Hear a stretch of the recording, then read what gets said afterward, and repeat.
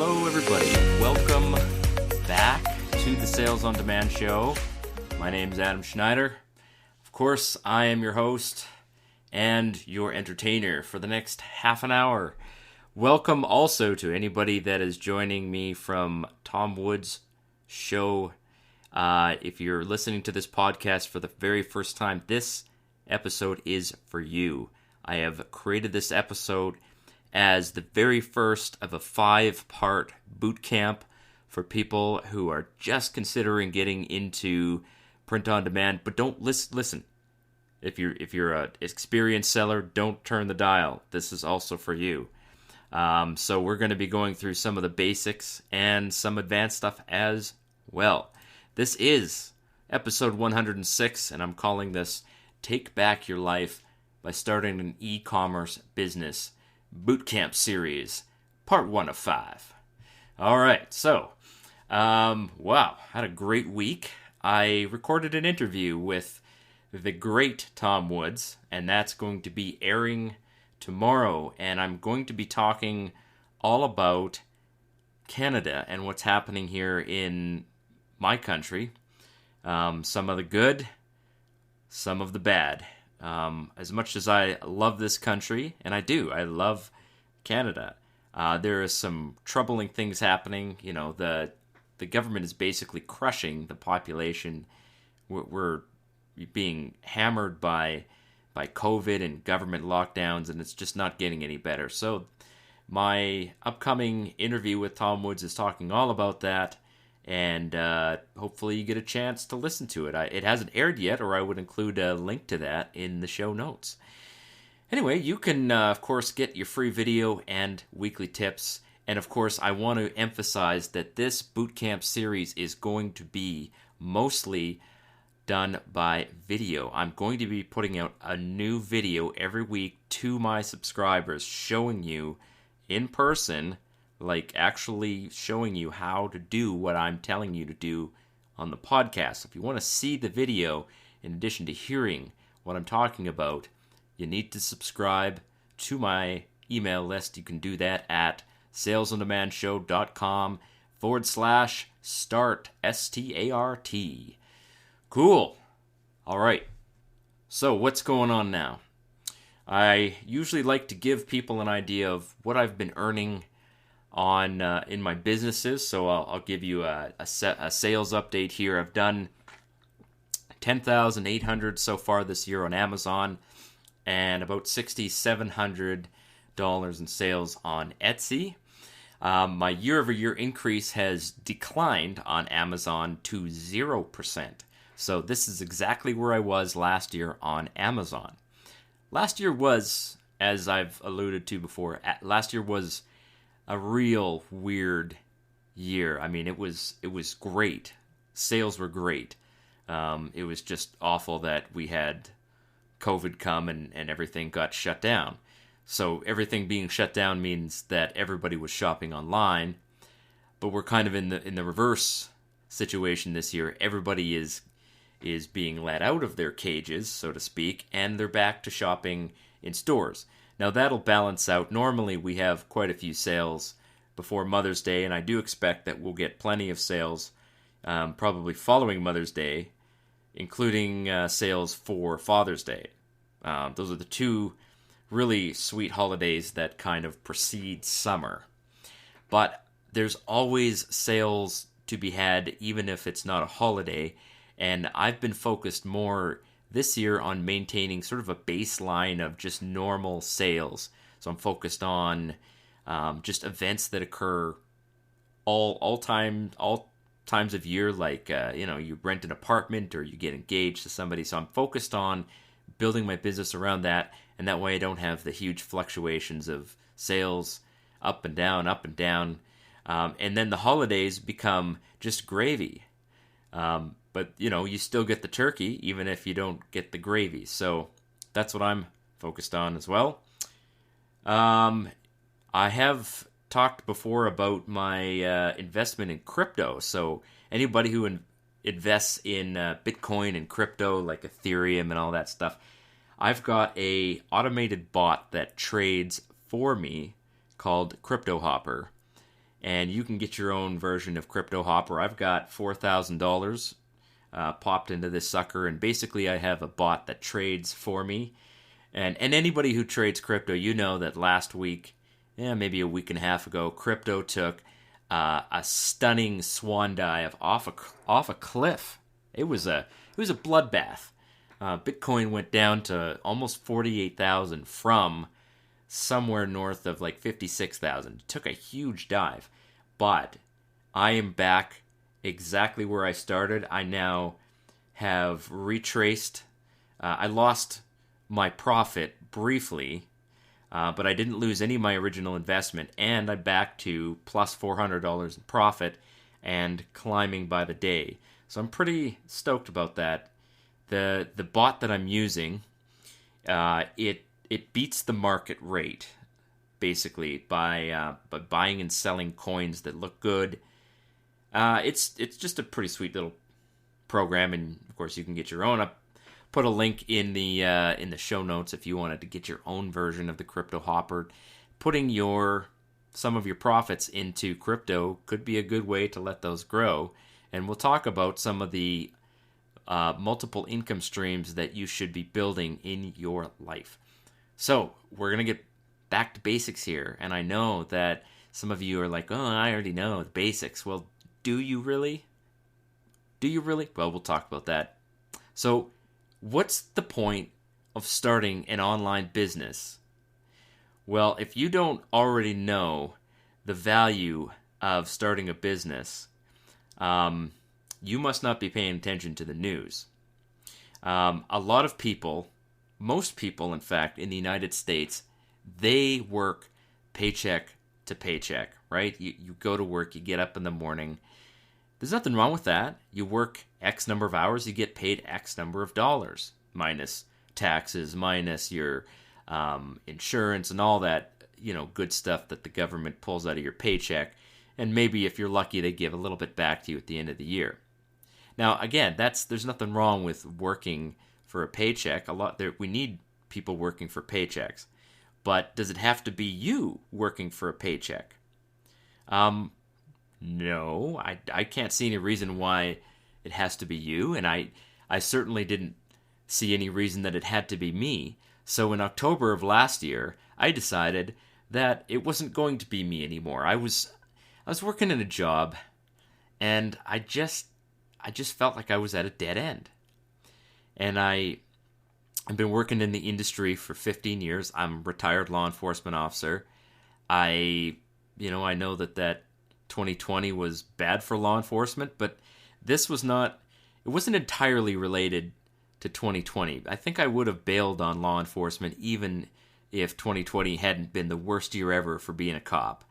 I was ready to leave because I knew that in order for me to move to the next phase of my life and really just have a real purpose, I needed to move and take a risk, leave that steady paycheck, and start working for myself. And I understand when you think about it, you're leaving something that's secure. I mean, I don't have a pension anymore, right? There's nobody that is guaranteeing me money. I'm working basically week by week. The money comes in, I spend it. The money comes in, I spend it. I do have, agreements with people that, I'm going to coach this number of hours and get paid this much money, but it's not secure, right? So I am living on the edge, but I've never been happier with my life than I am right now because my income is growing, my knowledge and skills are growing, and I'm building a business that is worth actual money, long-term wealth. I'm not just, working X number of hours and getting paid the money right away. A lot of the value that I'm building in the business is long-term value, and it's going to keep paying off year after year after year. Even if I don't work as hard in, next year, I still get paid the same amount of money because I've already done the work, and the work keeps paying me over and over again. So this is the reason to start an online business, because it may take some time for you to build momentum, but momentum keeps paying you back. Just like if you invested, $20 $20,000 in stocks with a dividend, you just keep getting paid that dividend over and over and over again, and you don't have to keep putting money into it. So arithmetic growth is just really not the way to build long-term wealth. I mean, not that even most people are saving money, right? I mean, most people, they spend every penny they get, which that's just the way that we were raised. We have never been taught to save. Most people, I mean, except for probably Asians and people from India and stuff like that, their parents teach them to save, which is good. But most North Americans, the Caucasian variety, we are not taught to save money. And I can even tell by talking to my kids that the idea of saving money is just anathema to them. They resist the idea. So I push it every time I can. I say, listen, you got to take some of this money and put it somewhere. You got to invest it into something, silver, or just put it in this jar and we'll go and buy you something of value. I told my daughter, I said, I'd like to buy you a few websites. You can buy websites that people have started and, for whatever reason, maybe it's earning $200 or $300 a month, and you can buy those websites and it just generates like ad traffic for you over and over and over again. Just without any extra effort in your behalf, you could be making passive income from that kind of thing. But we're not talking about passive income here. Print on demand is not necessarily passive income in the same way as, you buy an investment and you get an annuity. Print on demand does have some work behind it, but the long-term growth potential of a print on demand business is much better than something like a website that earns ad revenue from people coming and visiting, because you don't know how, if people are going to keep visiting that website. And if you're not adding new, content to the website, the content that's already there just becomes outdated. So even with these sort of so-called passive income businesses, there is some time that you have to put into it. But here's the best part about building a business is that the time that you invest doesn't have to be your own, and the time that you invest can be multiplied over and over and over again. So first of all, you can pay somebody to add the content, to create the designs, to launch them on your store, and each design potentially can keep selling over and over and over again. And you don't have to recreate the work behind that design. I have products on Amazon that have been selling for me for 4 years now. I whatever time it took me to create those designs, I have earned money from them over and over again. Thousands and thousands of dollars. Just repeat. And I don't have to go and create those designs again. I am printing some of my own products at home, but I'm multiplying the value by building up how many products I have listed here. So let's talk about multiple income streams, because this is something that a lot of people are going to find is necessary in the coming, let's call it the coming decade. I mean, there was once a time, and my father-in-law was one of these real historic figures. He died a little while ago, and we miss him, but he was a coal miner.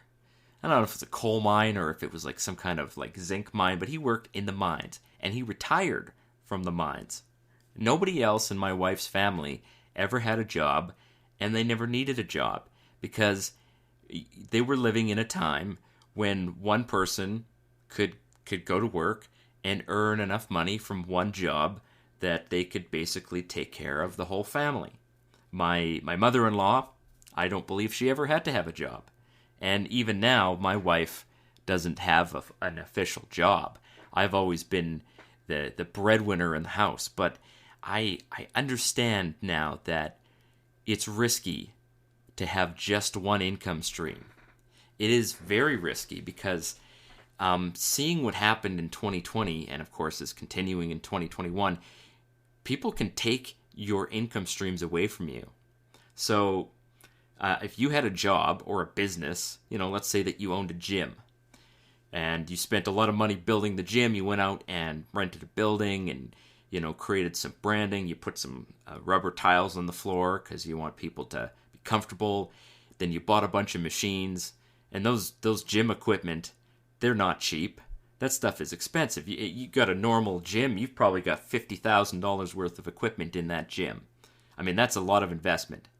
And then the government comes along and says, okay, we're shutting you down because there's a virus, and even though being healthy will actually protect people from the virus, we don't want to risk, the spread of COVID. And we're just declaring that to be the case. So we're declaring that you cannot operate your business anymore. And they weld your doors shut, put a chain around it, and they tell you can't operate your business. Well, you still got to pay the bills, and you're not making any money. So the government says, okay, we'll give you a couple dollars to help you pay your bills. You can borrow some money at 0% interest from this. I mean, the average business apparently has added about $100,000 worth of debt just in 2020. So they're going backwards. All of the value that they've built in the business, I mean, many of these businesses probably borrowed a lot of money to just start, right? So if you were a brand new business in 2020, you borrowed $100,000 maybe to start your business, and you're making maybe $10,000 net profit, or maybe not net profit, but probably net revenue every month. You're still paying that $100,000 off. Now you're back, you're more in debt than you started. So the government has set you back $100,000, and now you're $200,000 behind, and you're making no money. Well, multiple income streams is a way to circumvent that. So if you have a job right now, just think, what would you do if that job disappeared in the next 3 or 4 months? How would you earn money? Do you have some kind of side income that you can use to save, that you can multiply, that you could quickly scale up to have enough money to at least supplement your income? Maybe you've got the unemployment insurance that you could rely on for a little while. But unemployment insurance never gives you the same amount of money. I mean, here in Canada, I believe they give you 55% of your income. So, I mean, that's, for most people living paycheck to paycheck, 55% of your income it's not even close to covering your expenses. And you're going to have to send your kids to work, you're going to have to send your wife to work, and everybody's going to have to pitch in. Now, if you had multiple income streams, it relieves you of much of the stress of having those primary income streams disappear on you. So think about this. Having one print-on-demand business is great, but what if everybody in your house was doing it? I mean, what if everybody in your house had an Etsy store or an Amazon store? You got multiple income streams. So we'll talk about that, but I wanted to talk to you as well about passing that down to your family. So there's different kinds of wealth that you can pass to your family. And the first, of course, is you can actually just give your kids a physical business. And, people do this all the time. They pass the business, the family business, down to the kids. Maybe they run a gas station or something like that. And you're like, okay, well, I'm getting ready to retire. Here, we're gonna give you the business, and you run it now. So that's passing wealth to your family. But then there's also something called passing knowledge. And in the digital age, of course, knowledge is often just as valuable as actual money.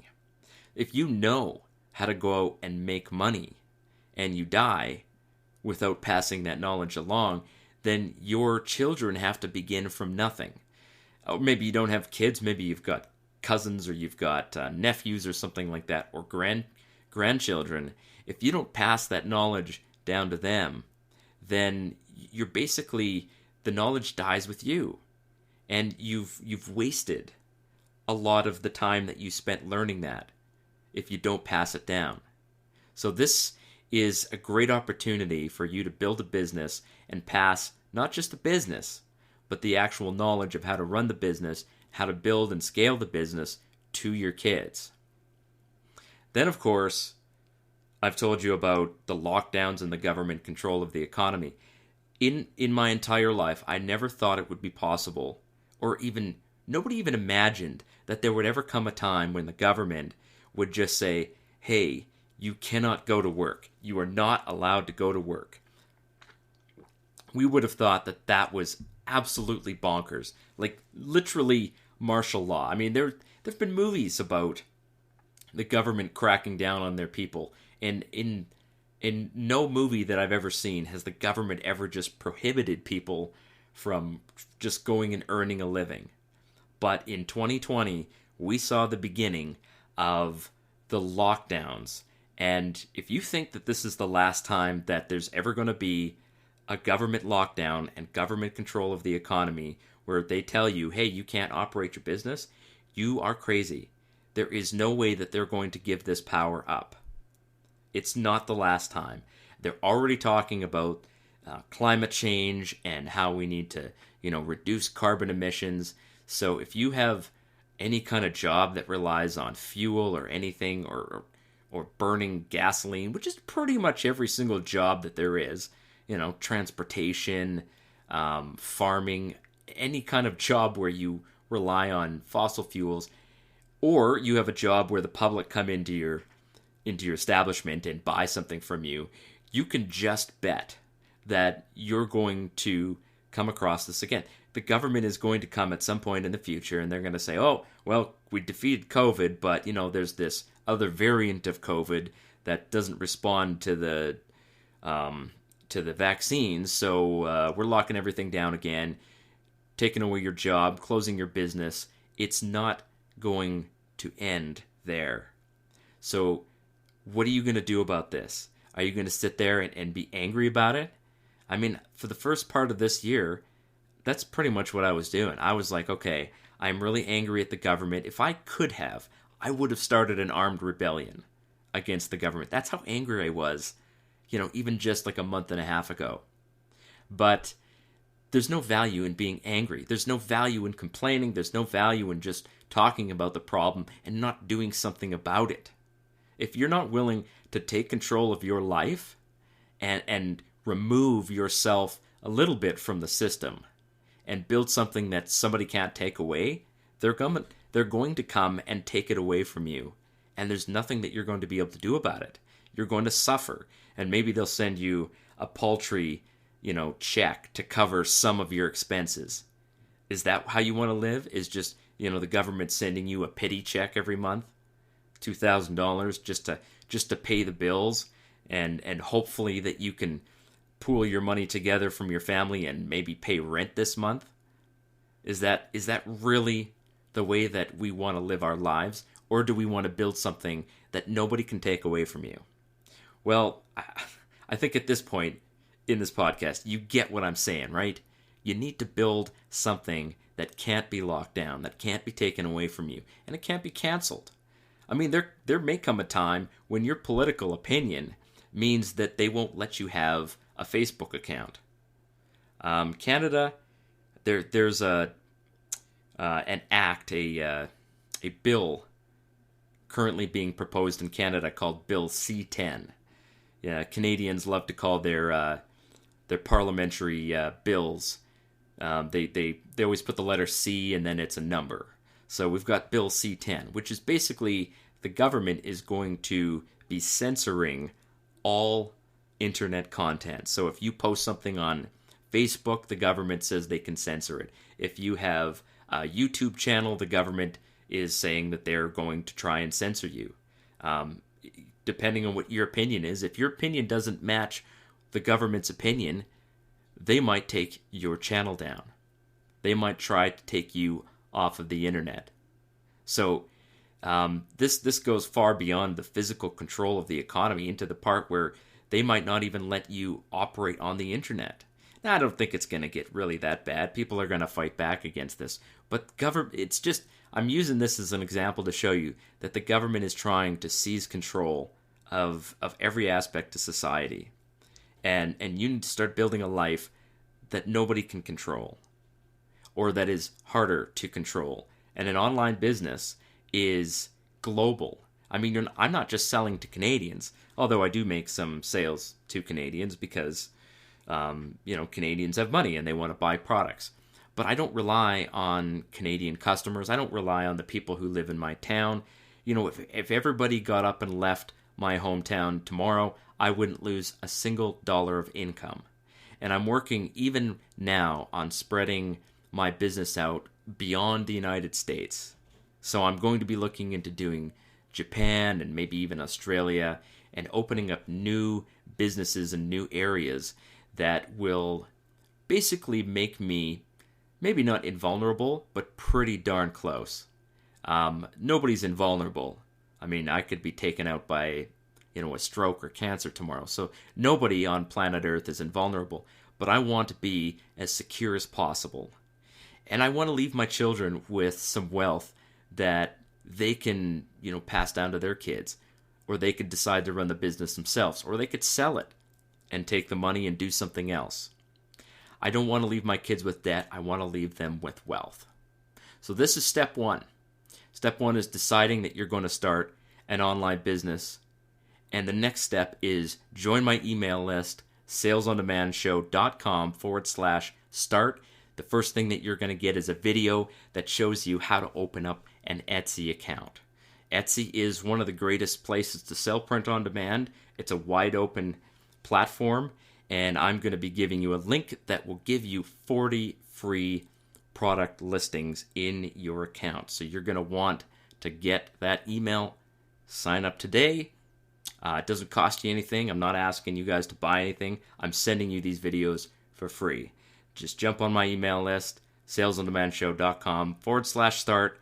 And thank you guys so much for listening. We'll see you next week for the next bootcamp series.